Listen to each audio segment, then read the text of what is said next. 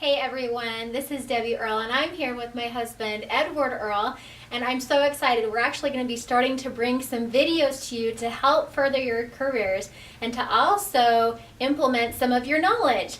Of course, being in Mary Kay for about 11 years, I've learned a lot of things. There's still a lot of things that I'm learning, and there's a lot of things I would still love to learn. Now, of course, I'm not local to a lot of you, so what we want to do is put some videos together to help support you in your business. So it's kind of like a virtual director. You have the best of both worlds. You have your amazing adopted director if you're attending unit meeting, and then of course you have me. Now, we are super lucky because I just happened to marry, of course, the best catch in the world, but he's also an author and writes a lot of his own content. And he is one of the most knowledgeable people that I've actually ever met in regards to DISC, otherwise discus. And so we're going to be doing some trainings on the DISC, and I have to say, being a director, one of the things I'm asked the most about is personality styles. If you can nail personality styles, you'll be able to increase your numbers with recruiting, increase your numbers with sales, and you're going to feel a lot more confident when you're going into those appointments. Now, whether you actually attend appointments or not, this is actually something that will help you overall in your whole entire life, dealing with family, friends, your spouse. Everything is so integral to just understanding personality styles and how to work with them. So I'm super excited to introduce to you my husband, Edward Earl. Thanks, sweetheart. Gang, listen, what my wife is saying is absolutely true. And in my background as a business author and a strategist and a serial entrepreneur, one of the things I think that happened when Deb and I met is we had an opportunity to take a lot of the material that I was publishing and then teaching organizations, large organizations, Fortune 500 organizations, down to small entrepreneurial businesses from all over the world, the information that I was teaching consistently, and we started implementing that into a lot of the things that she was doing and watched a lot of things start to change. But the level of expertise, I think, that happens sometimes in a Mary Kay business or in other organizations that are similar is fairly low. Not from your standpoint, but from the standpoint of the people that folks like yourself get access to. Because I know you've dealt with people that talk about DISC before, but I remember when we first started to discuss it, the level of information that was being passed on to you was minimal comparative to some of the things that we discuss at this level. And so Absolutely. The implementation was radically different. So what I want to do real quick is we're going to not only publish this little bit of training, and we're going to do things like this on and on, but we're going to put together a specific training that's one-on-one for in a group setting, not necessarily one-on-one, one person, but us with a group of individuals like yourself, and you can come and get access to this kind of information, and you can do it individually and in person. So what I want to do is talk to you about the 7 O's. We'll talk about discus, and this comes from a book that I wrote called The 7 O's of Sales. And we've used this, and I've taught this to you, and you use it in just about every facet of your life. Yes, absolutely. So not just Mary Kay, but what else? Oh, dealing with children.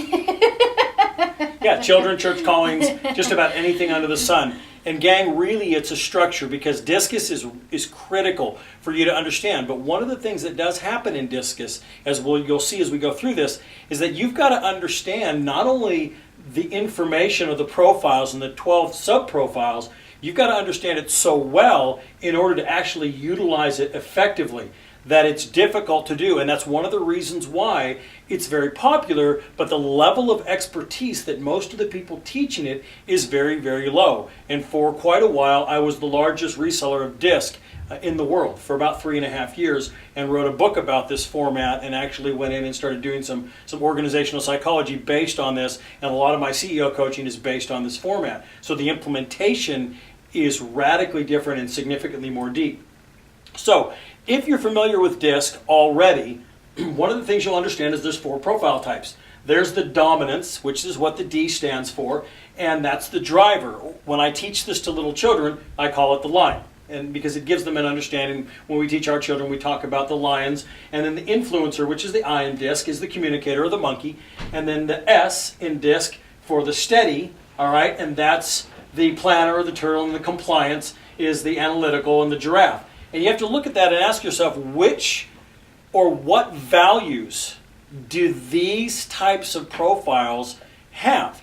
And there's a lot of them. We'll cover them in detail. And then the other thing you start to worry about is if you take a look at your own personal profile, if you've ever taken the DISC test, if you haven't, we highly suggest that you do, and you can get that at discusonline.com, and we'll probably send the link to you via email. And when you come to a training, if you decide to come, take this test. I think it's about $50, and then you can bring it with you, and we will go through your own individual profile and then how that relates to all of the other profiles strategically, so you can have a roadmap as you interact with these people. Right, and just a side thought. Now, I know there are some DISC tests out there that you've actually taken to Mary Kay, but honestly, these are just a little teeny tiny snippet of even a portrait of what the actual test is.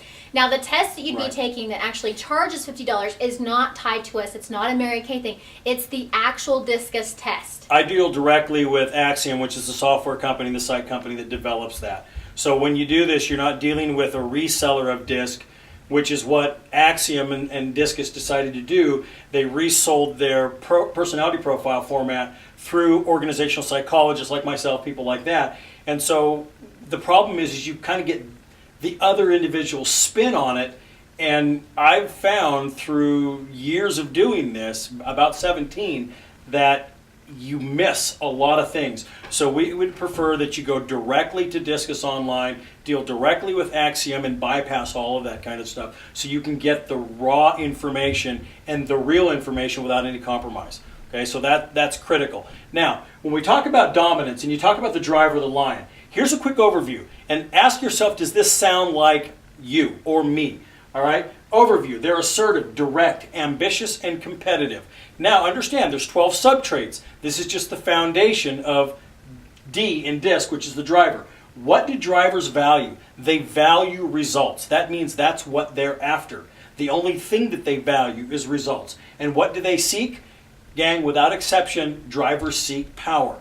And the reason why they seek power is because they value results. And if they want the results that they want, they know that they've got to have the power and the authority to do that. Now, my wife is laughing because I'm a very big driver, hence being a very successful entrepreneur. It goes without saying. But at the same time, being very successful in Mary Kay, Debbie is a driver also. So it's interesting that we get along so famously well without any issues at all, but two drivers really shouldn't, technically speaking. There'd be a lot of mashing and butting heads, but we understand this stuff and we live by it in our own marriage. And so it allows us to really interact together well. But so when I start dictating, he just listens. But the inside joke is that I'm a balanced driver. So the thing is here's something that the driver avoids: weakness. All right, and you need to understand that, because if you don't realize that the driver avoids weakness, it doesn't matter what other personality you are in DISC, you're going to start stepping on some toes. Analyticals are famous for making drivers really, really ticked off, because analyticals are extremely thorough. They're very fact-oriented. They're not necessarily very spontaneous or emotionally driven. So what happens is their rant of facts a lot of times is much more in depth than a driver, which makes a driver look stupid to themselves, which starts undermining their authority and power. They avoid looking weak, and all of a sudden they start feeling pressure. And what happens when they feel pressure? They start to dictate. Like this. No, you don't understand. I'll tell you what you're going to do. And you'll see driver parents do that all the time to the children. When the children start to undermine their power, they've had it, that's it. The next thing they say is, you know what, no, you will do what I tell you to do, and you will do it now. Or name whatever consequence you want. All right? Now, that doesn't necessarily happen in sales, but a version of it does happen. Their approach, they're efficient, responsive, and their strategy is always power. All right? Now, when you look at the influence in the I in the DISC factor, that's the communicator, the monkey. They're overview friendly, sociable, expressive, gregarious. They value attention. Now the thing you got to remember, a lot of times almost everybody will be fooled by the influencer, because if an influencer is in a room where they need to look more like a driver, they will. And you will think, wow, here's a person that really is a go-getter. They're after it. They want results. What you don't realize is that the influencer is getting in the room what they want. They're getting attention from other drivers and being perceived as someone who loves power and authority and seeks results. When in reality, they have nothing to do with that in their core personality. They seek approval, and they're getting it. They're getting drivers in a room to say, wow, this guy or this gal is really, really sharp. When in reality, it actually is all an act in order to get what they want. They avoid isolation. That's why they do it. They're a pressure response, they attack. And they attack personally. You ever had an argument with an influencer person where you start to, in that argument, discuss some things with them, they start feeling pressured, like they're isolated, they're feeling stupid, and then all of a sudden they begin to attack you. Not attack you on facts, but attack you on things like, well, you know what? Your father never loved you, and you're ugly, and your butt's too big. They do things like that. They just attack you on very personal things that have nothing to do with what you're discussing. And that's, almost without exception, always an I personality. All right? Their approach is friendly and open. Their strategy, people. All right? Now remember, we're not talking about the 12 sub-traits that color all of this and finesse it. Next thing is the compliance, the C. That's the analyst. All right? The compliance, the analytical.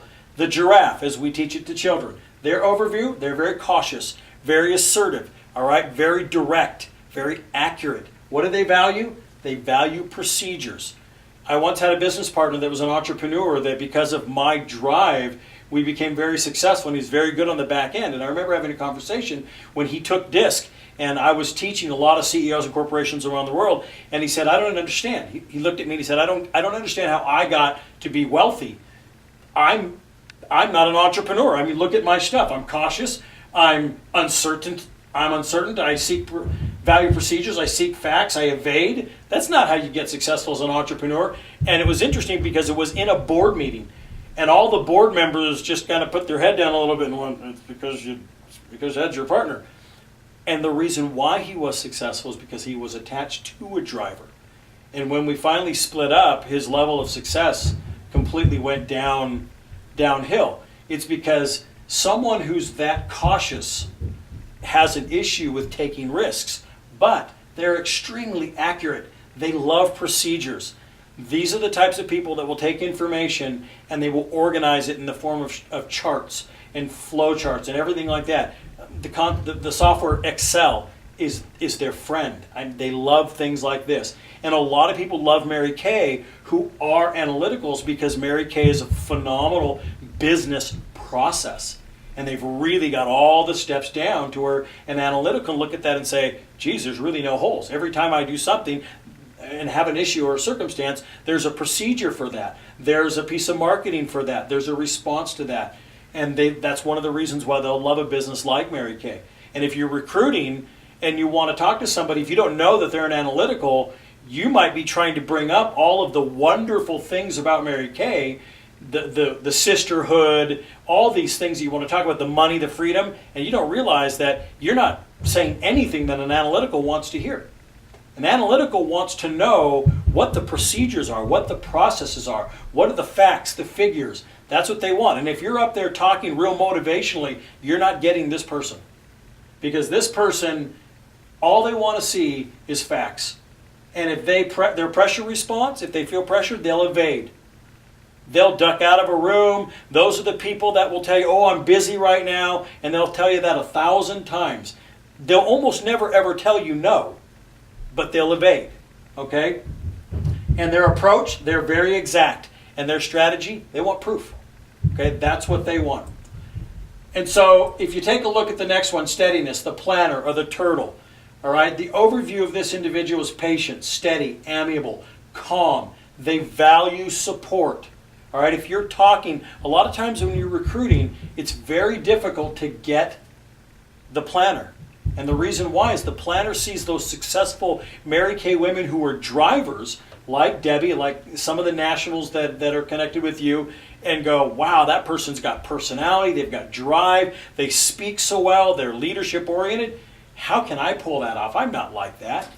They can. You just need to understand what their strengths are, how to speak to them, and then, of course, what their weaknesses are, and their strengths, and then you have the ability to develop them. Every single person at any type of profile can be successful at any of these things. You just need to understand where the crutches are within the Mary Kay system in order to facilitate those weaknesses and compensate for them that are inherent within every profile, by the way. Believe me, drivers have pissed off a lot of people. Okay? It's just the nature of the deal. So the things that make them successful are also the things that make them crash and burn. Okay? So that being said, these people value support. They seek time. They want time. Trying to get them to make a decision right away, that's not going to happen. It's not within their nature to do that. They avoid change. Wow, change. That means change in skincare line, makeup, profession, any little thing, they don't like it. And when they feel like that, their time is being taken away and that they're needing to change, their pressure response is they start to compromise. Now this is where you start getting into trouble. Remember, these are little snippets of information that you need to understand. This isn't anywhere near the depth of information that we can teach you. This is just a quick overview. When these people compromise, you're going to get fooled. You're going to start thinking, wow, this individual, they love it because they said, yes, I'm in, I'll buy. And the problem is they'll go along with you, sometimes 6 months, sometimes 6 years. The whole while, they're resenting you and they're just building up a huge file because the reality is they just don't know how to tell you no. So they compromise. They're very patient and they're very supportive. That's their nature. It doesn't necessarily mean that they like you or they like what you're doing. It just means their nature, their profile dictates that they support you, that they're patient, and that they're nice. But the fact that they've compromised to get involved with you means that they are not excited to be there. All right? And their strategy is promise. They want you to promise them that things will be okay, and they keep compromising. The problem is that puts an unnecessary burden on you, and one of the things you need to realize is that will blow up on you. You have to be very cautious when working with these folks, but at the same time, these people are the most loyal and the most supportive and the most steady. You want to build a group of customers that are consistent and steady. These are the people that are like that. This is the majority of people. All right? So, and then of course you've got the 12 subtraits. Accuracy, cooperativeness, efficiency, enthusiasm, friendliness, independence, patience, persistence, self-confidence, self-motivation, sensitivity, and thoughtfulness. And all of those things color each one of the profiles. Nobody is generally a raw driver or raw influencer. They're colored by each one of these types of things. And those little nuances make all the difference in the world. One of the things that we'll teach you at this training is how to ask 3 basic questions nobody will ever know. And you'll know exactly with these 3 questions what the individual is. You'll know if they're a driver, an influencer, compliance-oriented, or steady. You'll know. You'll understand instantaneously because there are 3 questions that I created years ago because it becomes a problem. If you take a look at your profile and you understand what you value, you look at strengths and weaknesses and the gaps between the profiles as they work together. You've seen it. And before you know DISC, you don't even actually understand what in the world's going on. But as soon as you know it, your skill with people goes up dramatically. For example, how do you know what profile your prospect is? Or anybody that you're talking to for that matter. And what does your profile and how does it match up? How does your profile match up with your prospect's profile or the individual you're talking with? What are the potential problems that you're going to have? If you don't understand what that person's profile is, understand in depth what yours are and all those things that we just talked about, you're going to start having problems instantaneously and you don't know why. And it's not because you're saying anything wrong and you're not doing anything wrong. It's just that you're not speaking to them based on their core values. Okay? And then what are the solutions to get around that? And then here's the other thing. In Mary Kay, which is typical of a lot of the corporations I deal with where people sell to groups. You sit down, if you're doing that, and you've got a meeting with some folks, and there's 8 women in the room, or even men, you've got to realize that they all have multiple or different profiles. You've got drivers, influencers, compliance-oriented people. You've had that. What happens when something like that happens? You're a driver influencer, so you're up there going at it and with lots of personality, and then you've got different types of profiles in the room. What usually happens? Who do you usually end up relating to? The people that are exactly like my profile. Yeah. The D's and I's. Which is usually about 25% of the people in a group are usually related to you. So the standard conversion ratio in group sales is about 22 to 27%. And the reason why is because you almost, without exception, end up selling or attracting people exactly like yourself. And without understanding this and the 7 O's concept that I came up with, you can't get the others. It's really not possible to do it. Yeah, absolutely. Once I even had a basic understanding of the personality styles, it was much easier to take my recruiting interviews, and once I kind of figured out what personality style that was, to make it geared towards what they would be interested in. So my closing rate went up dramatically. Yeah, and it's interesting, gang, when you see this happen, one of the things you can do is you start realizing that it's almost templatized, because your dialogue with people becomes the same in the sense that you know what profile set they are and you know what you are, so you know exactly what those things are that mesh. And then the whole thing that's critical about the 7O structure is that I created the 7Os of sales because what it did is it's a communication tool and a structure that allows people from any profile to talk to anybody of any profile, but most specifically, talk to a group full of people of multiple and different profiles. So that way you're giving the drivers what they want, the analyticals what they want, the steadiness people what they want, the compliance oriented people what they want. Because if you couldn't do it this way, you would literally there's no way you could talk to a group of individuals. Because you'd have to start every piece of your dialogue over again for each one of those profile sets, and it just would come off weird. And that's one of the things that happens when you're learning DISC from other people. They don't understand the higher levels of mastery. It's because it's not what they do for a living. Teaching it and doing it in organizations and being responsible for billions and billions of dollars in sales because of this structure is a whole different process. It's a different level. And gals, you're in sales. And so there's a whole different ballgame between teaching it and then people like yourselves that are really implementing this, and money is on the line. Okay? So you take a look at that and you start understanding what your profile is and your description. You compare it to each of the prospects. And when we do this training, we'll start looking at your profile that you take on Discus versus all of the other profiles, and you'll start drawing your maps, where your conflict is going to be, where your resolution areas are, and what the dialogue is going to be, what needs to be corrected, and you're going to end up having a roadmap on how to talk to all these people, and then we'll teach you the 7O so you can have that one universal structure that allows you to talk to groups of any magnitude or any size. Okay? It makes a huge, huge difference, and you'll find that you'll start attracting people, and your conversion ratio will double almost overnight. Not only your recruiting, but at the same time your sales. And you have to look at that, and for the same time that you're spending, you're going to make 2 and 3 times the money that you're making right now. And that's the significance of this when you understand it at this level of mastery. Okay?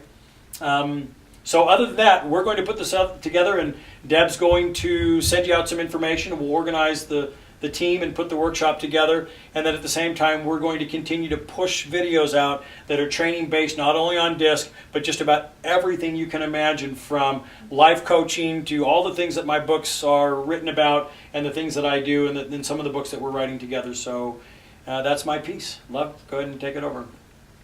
Well, anyway, we're so super excited to get going with this, and of course to help support you in your business so that you can continue to grow and move towards the goals that you have.